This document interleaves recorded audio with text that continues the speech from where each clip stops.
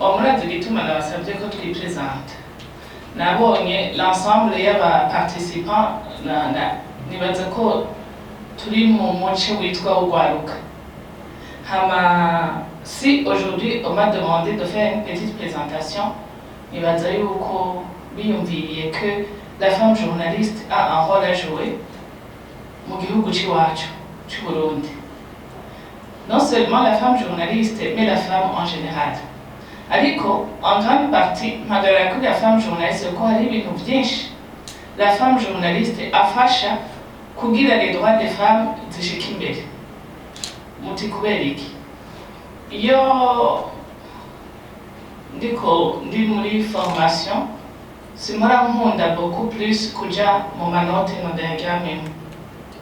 Ndego iyo turi dans la pratique, tuvuga ibintu tubamwo misi yose, ibyo dukora misi yose, ibyo duhamagarirwa gukora misi yose. Nk'ubu numvise hari abo muri communication, hari abo muri droit, hari abo muri économie, ahariho hose uno munsi twebwe tuvuga le rôle de la femme mw'iterambere ry'ihihugu. Hose amadiscours yose uno munsi twumva nico avuga. Rero reka turabe kubera iki la femme journaliste uno munsi ariwo tuvuga.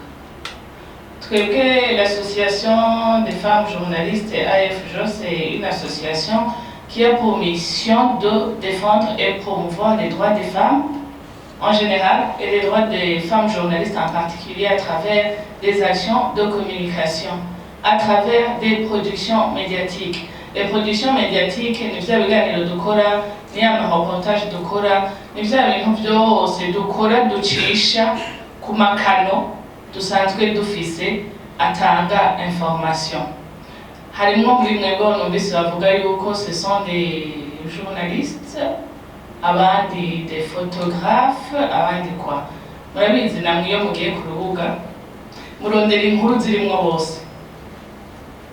Murakeneye kuronka ivyiyumviro vy'abakenyezi, murakeneye kuronka ivyiyumviro vy'abagabo, kuko byose hamwe twasanze tubishize hamwe byose ni ibibazo bidufasha kubaka igihugu cyacu. Kubera iki? Parce que nous avons des sensibilités différentes. Uno munsi hariho des sensibilités zifise les femmes umugabo adafise. Biroroshe ko mubibona aho musanzwe muba, nimba muri mwebwe hariho abubatse barazi yuko hari igikorwa iki gishobora umudamu gusumba umugabo. Donc c'est de la complémentarité. Turafise ibyo dufashanya. Hama ubuzi iki ni nkuko novuga ngo ubuzi ku kuboko kw'iburyo hari ibikorwa udashobora gukora, gauche hari ibikorwa idashobora kuguha byose, ugasanga hariho turakeneraniye, umwe arakeneye iki undi arakeneye iki. Si aujourd'hui je suis ici en tant que femme journaliste, hariho nka sujet nashobora gukora parce que ntayitahura kubera moi j'ai fait la communication sociale et puis master en journalisme. Mugabo nkaca nsanga par exemple sindi forte mu bintu bijanye na économie. Ca nikora kuri wa muntu afise amanotion muri économie. Nkamubwira ntiyamara hariho sujet nagomba gutraiter ariko ya quelque chose qui m'échappe. Urashobora kumfasha. Bon, rero hano iwacu muri association des femmes journalistes ko twihaye ku défendre les droits des femmes mu bikorwa mu maradiyo twasanze iyo rero nabo bakenyezi ari bake hari naho hariho ibintu tudashobora gushikako. Twabivuze yuko yaba umukenyezi yaba umugabo twese dukeneraniye parce que sur nos sensibilités différentes hariho ikintu kiba kibuze. Muri mwebwe ni bande b'abantu bambwiye ko ari abajournaliste baduze ukuboko icenda babazi mu mwuga surtout. Okay, iyo mukorera muri mwenye n'abagabo canke murasa abadamu ni bake mwe kandi muri benshi sawa. Iyo haje abasuje mugomba gukorerako nta suje muhora mubona umengo mwe ntimutahura canke ntinakenewe no gukorerwako. Bihora bishika, mwumvise igituma bishika ni nkuko jewe uno munsi hariho suje tuvuge yerekeye nk'umukenyezi kubera nshobora kuba narabaye muri iyo situation canke kubera mpora ndabibona hirya no hino nkaca nsanga umengo ndabaye interpellé gusumba wewe umugabo. Murabitahura? Ugaca usanga twebwe nous les femmes tutabaye attentionné canke ngo tube forte, hariho igihe nk'ayo masuje usanga atari karakogwa. Iyo rero atari karakogwa, reka dufatire kuri les violences sexuelles basées sur le genre. Hariho nk'abantu bumva umengo n'ikintu babanaliza. Par exemple, mukuru uno munsi urashaka kumva wowe utari interpellé kubera utaravyumva nk'umuhiri wanyu. Muri famille wanyu atawe birashikira. Mushika utaramwumva kw'ico kintu. Umudamu wawe utaramwumva kw'ico kintu. Mugabo kimaze kuri wanyu. Uca wibuka ingene cashitse mu mutwe, famille yose igahungabana. Aho urahaguruka wiruka. Ni nk'ivyo rero vyo kuba damu. Hariho utuntu badakoze ko canke batumvise wumva umenga abandi ntibavyumva. Henoke ari nka viole yabaye. Amédia mu quelconque irashoboye kuyidenonce. Hama harakozwe n'ama-action atuma hariho ikintu bizoshikako. Imagine ya nkuru tutayimenye ntidushobore no kuyikora. Mwumva hari ico twakijije. Donc urumva hariho utuntu bidusaba ko twumva turi muri societe harabereye ibintu bitandukanye, mbega turya tuntu tubanaliza uno munsi nitwabandanya tutubanaliza ejo bizogenda gute? Muribuka les cas de grossesse en milieu scolaire zamaze ziriko ziravugwa. Hajya kubivuga bijya bintu tuvuga kenshi mu maradiyo. Ntimubona ko hagera igihe aba autorité bagahaguruka. Même le président de la République akavuga ati ijya kanumvise mu Kirundo nimba mwibaza ko ntayimenye byose ndiko ndabikurikirana. Si ça avait pas été rapporté par les médias, si les réseaux sociaux zitari zibayeho kugira zitange ijya nkuru, ntimubona ko hari ibintu byinshi biguma byinyegeje ahantu bidashika habona. Donc c'est pour que twumva ko akantu kose muri société nuko mpava nja ku byo kubigisha umwuga, mugabo akantu kose muri société karashobora kuvamo inkuru. Akantu kose muri société wowe uri photographe uno munsi niwacaho onye ugasanga vya bipubere vyuzuye vyasheshe gutya ugaca ufotora ukishira kuri réseaux sociaux gusa atana commentaire washizeko, uzobona mustanteri wa mukaza yakorotse ashakira ibiduga ati ibara riragoye reka twagiye habona kuraho bijya bintu. Donc akantu kose karatwinterpelle. Bon, comme rero aha turi ngaha kugira tuvuge mu mamedia abakenyezi baserukiwe gute, reka arivyo duhagarara ko gusumba.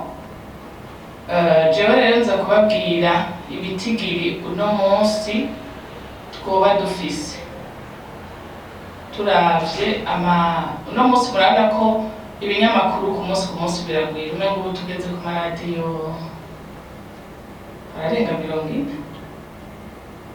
Muco mwibaza avec ibinyamakuru bitandukanye nko twako turavuga amateleviziyo, ibinyamakuru byandika, tuguma tuba benshi mu mwuga. Mugabo mutivyifashe gute? Malheureusement uno mwaka cyangwa umwaka uheze nta étude irakogwa nshasha des données actualisées sur la situation des femmes dans les médias. La dernière étude date de 2019, mais avant yo kuza ejo naraciye muri CNC uko nibo bashobora kuvuga ko baduhaye les données fiables sur base des enregistrements kuri carte de presse. Kuko no munsi nashaka kuvuga ati dosaba journaliste autant badafatiye kuri ico. Uko murabona ubu badusaba yuko umuntu baha carte de presse baravuga afise diplôme, arase contrat, arakora umwuga, tout ça. Jewe ibiharuro nafatiye ko ça date bishika le 16 décembre. Le renouvellement de la carte de presse jusqu'au 16 ni 1074. Muri les 1074, abakenyezi ni 347. 347 ni 32%. Yaba sanzwe banditswe ngaha. Hama la FRABO murayizi n'ishirahamwe des femmes rapatriées du Burundi rirafise ku mwaka ibintu ivyigwa ikora sur la participation de la femme dans les instances de prise de décision. Mu kigo rero bakoze muri édition 2021 bavuga yuko, tenez bien, sur 78 responsables des médias, d'officiellement seulement 7 femmes. Alors on est muri édition 2021. Nimba à la tête y'ibinyamakuru boba barakoze ko amatohoza basanze abagabo ari bose hamwe abakozwe ko ari 78, muri bo abakenyezi ni 7 gusa. Aho ndabahaye 2021 na 2022 ya CNC kuri représentation de la femme dans les médias. Tugiye muri 2019, 32% des journalistes étaient déjà enregistrés en 2019 pour obtenir la carte de presse. Les femmes représentent 32%. Mon c'est muri décembre 2022 na 2019 nta différence nini hari mu santo. C'est vrai ibinyamakuru byaragiye biragwira, mugabo mwumvise ko muri 2022 c'est 32% des femmes dans les médias. Dans 2019 c'est 32% des journalistes enregistrés pour obtenir la carte de presse. Donc les références moi on va dire chaque dire. OK, mon chef de service abadamu ni 36% aussi.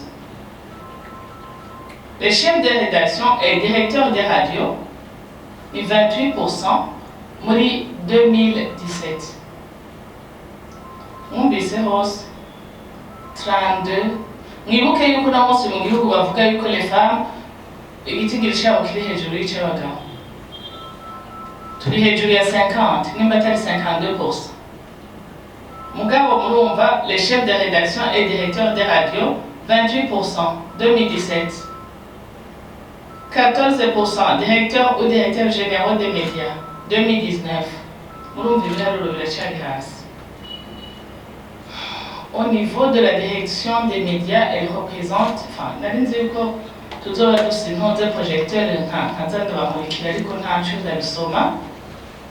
à la tête des agences de communication, les femmes sont à 22%, 23% à la tête des journaux et magazines, 7% des directeurs des sites web, 0% directeurs des agences de presse et de télévision en ligne. Anya mugabo turacari muri 2019 kubera no munsi hari aho tuzi ibitikiri vyahindutse. Mugabo mwumvise ko naho bihinduka na kavirigi canke agapoint kamwe. OK. Tugiye muri image des femmes dans les médias au Burundi. Baravuga yuko kenshi barakunda kuvuga ngo urumva kera twahora tubona umengo mu bajournaliste abadamu bo bari benshi, biko niyo impression twari dufise. Ngira kubera turabe nk'ubu tugiye kuri television tubona udusura tw'abakobwa, udusura tw'abadamu, gasha twibaza umengo niho bari barakwiye, sivyo kuko mwumvise ibiharuro ngena vyifashe. Abantu gashaza kuvuga ati la fille kenshi atraita udusuje duhobahoba ngira niko nobivuga, ikintu kiri costo usanga umudamu cyangwa umukobwa atagikora. Ugaca usanga rero hariho nk'akazi leta nkayekwa ko mu mukobwa yibaza hatagashobora, uca usanga se reserve aux hommes. Sinzi yo mukorera ko ariko mubibona, sinzi no mu mashuri mwigamo bamwe bavuze ko biga muri economie n'abandi informatique maintenance, hari abakobwa benshi bari urumva umengo hari ibisata twahebeye abantu b'abahungu. N'ivyo rero mu mamedia biradukorako. Abandi murumva usanga bashaka kwiyorohereza akazi koroshe, ugasanga ataronse animation ngo yari baravuga udufaransa prononce umengo nta bindi ashobora, sivyo? Bon, ibaze nk'umuntu avuga ngo elle donne l'impression qu'elles ont un niveau de formation ikimbabaje rero raba muri sare ngena tunga twebwe abakenyezi ni mubyirarire namwe qu'ils ont un niveau de formation qui est faible et qu'ils n'ont pas de culture générale. Uko rero niko batuvuga, uko rero nabo bakoze ko ayo matohoza hamwe mugira descente mukabaza ati none kweli kimongana gutya abandi bagize iki. Je vous partage un témoignage de Abbas Mbazumutima. C'est un journaliste rodé. Benshikira baramuzi abakora umwuga.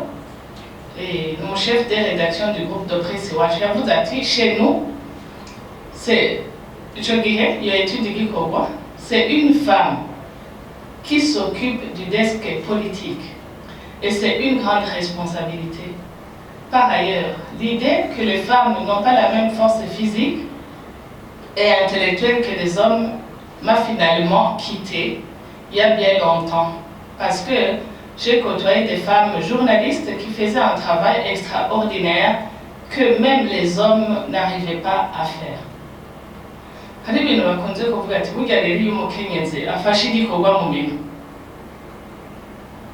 yakigiyemo abishoboye bien sûr, kuko murazi yuko hari igihe kubera ubunye byo kuvuga genre vyeze ugaca usanga abantu kugira berekane yuko babitahura barapoperanije abagabo abagore mugabo ugaca usanga babashizemwo kugira buzuze ndazi les listes kugira bereke abo bakorana yuko bobo genre yamaze kubinjiramo mugabo ugaca usanga bashizemwo umuntu kugira mutereke hajya gusa berekane yuko ase homme femme kandi atari ivyo. Mu bisanzwe la femme devrait être là parce qu'elle est capable, non pas pour figurer sur la liste seulement. Kuko si tu vas là-bas pour être sur la liste, si tu vas là-bas pour équilibrer, nguvuga yuko kakazi bakurindiriye ko si kuzokora kubera ko peut-être ushobora kuba wahagiye hatari bwagere kubera iki. Prenons un exemple dans les médias. Fatira dukorera iwacu, wowe ufata umuntu amaze 6 mois yinjiye mu mwuga ugashika umugira chef de service, hari abandi bamaze plus de 5 ans,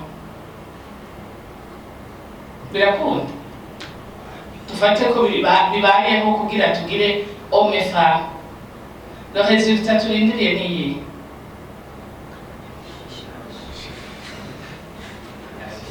Chatuba kote mauvais.